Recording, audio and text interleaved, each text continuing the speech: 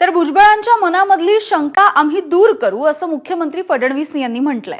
तर ओबीसींवरती अन्याय होणार नाही असं सुद्धा आश्वासन फडणवीसांनी दिलं। मराठा आरक्षणाचा जीआर काढल्याच्या नंतर भुजबळांनी जाहीररित्या नाराजी व्यक्त केली।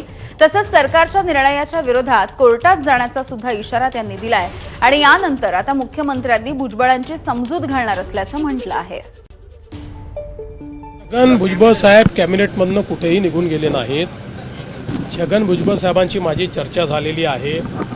मी त्यांना आश्वस्त केलेलं आहे, हा जो काही जीआर आपण काढलेला आहे त्याच्याने ओबीसी समाजावर कुठलाही परिणाम नाही। मला असं वाटतं की भुजबळ साहेबांच्या मनातली शंका आम्ही दूर करू, इतरांच्या मनातली शंका दूर करू। जोपर्यंत राज्य आहे तोपर्यंत एका समाजाचं काढून दुसऱ्याला देण्याचा विचार होऊ शकत नाही। आम्ही मराठ्यांचं मराठ्यांना देणार, ओबीसींचं ओबीसींना देणार आणि ज्यांना खरा अधिकार आहे त्यांना ते देणार, कोणाचं काढून कोणाला देणार नाही। दोन समाजाला एकमेकांसमोर कधीच आणणार